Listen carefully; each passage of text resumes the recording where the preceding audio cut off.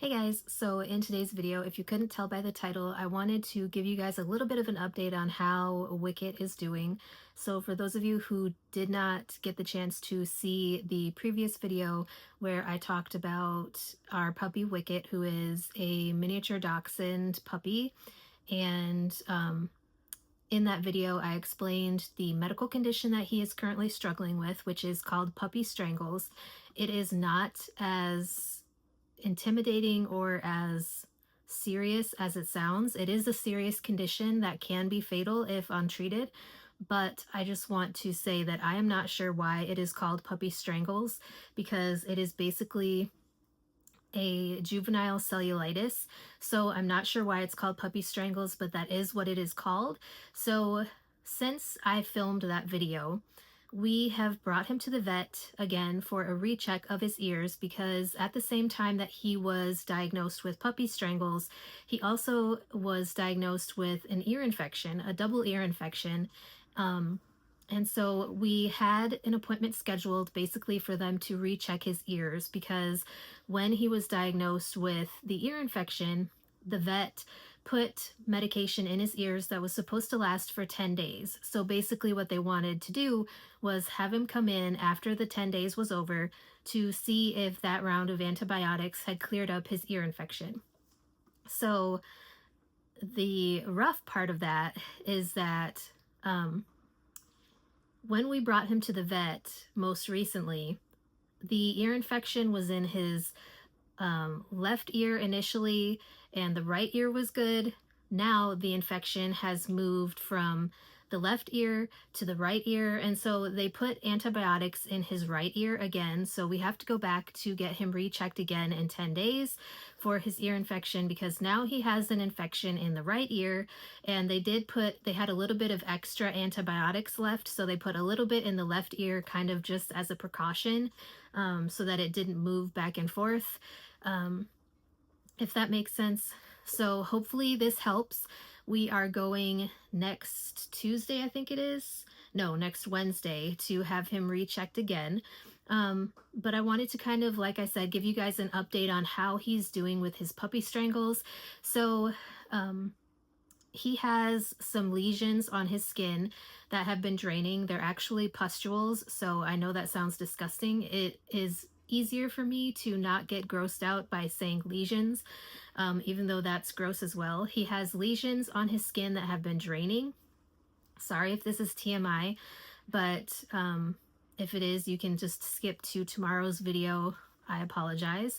But they have been draining. He has not needed any pain medication for the last few days. I think the last 3 or 4 days we have not used any pain medication for him because he has been doing fine without it. Like originally, when he was first diagnosed with puppy strangles, he was on heavy pain medication twice a day for like 10 days. And he needed every single dose of it because, just picking him up, touching him, anything caused him pain, like he would yipe. And I felt so bad just seeing how much pain he was in. So he definitely needed that help. But as of now, he has not needed any pain medication recently. So that is a change, a positive change. And I'm happy about that because, like I said, I hate seeing him in pain and just knowing how much he's going through at such a young age because he's a little bit over 2 months old. Well, yeah, he's almost 3 months old at this point. And, it's just hard to see him going through all of this and knowing that there's very limited things that you can do to help him. Like he's on antibiotics again for the ear infections, and he's also on a high dose of prednisone steroid. So he actually gained like almost a pound in the time that we had last seen the vet to the time that we brought him back last week. Because so basically the time that he was there previously, he weighed 4.9 pounds. And when we brought him to the vet last week, they weighed him and he was 5.7 pounds. And so she was actually thinking he might have to have his steroid dose adjusted a little bit to make sure that he wasn't eating too much because he has been a hungry, hungry boy. with all of this going on, I mean, obviously steroids make you hungry and they make you have to go to the bathroom more often. So he's been peeing a lot as well as eating a lot. I have been limiting the amount of food that I leave down during the day, so that helps a little bit. But I have to give him antibiotics twice a day.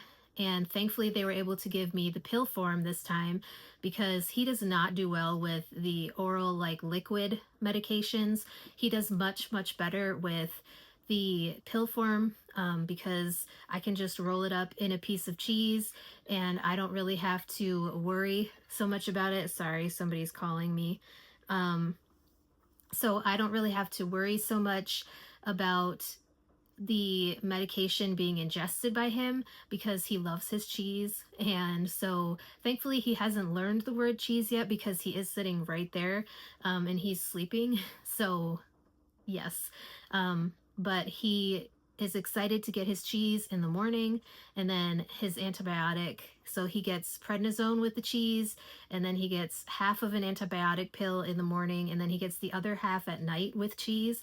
So it's just a process of trying to make sure that he gets all of the medication that he needs when he needs it, and trying to not forget to give him every dose that he needs to get, um, because it has been stressful for me trying to remember my own medications, but now I have to remember to give him his medications as well.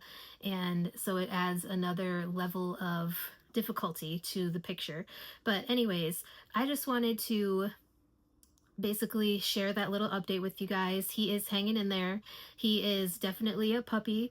He has been playing and running around like crazy with all of his puppy zoomies energy. So I definitely feel that he is feeling better. I just wish that these lesions would go away. And it's been difficult. I had him in a onesie at one point, wrapping ace bandages and gauze around because these lesions would just keep draining all day long, and he would keep trying to lick them and chew on them and scratch them. And I was trying to keep them clean and dry.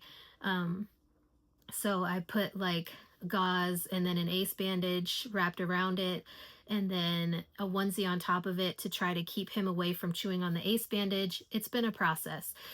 So, anyways, that is it for today's video. Let me know if you guys have any questions or any topics you would like me to talk about on my channel in the future. And with that being said, I will talk to you guys in tomorrow's video.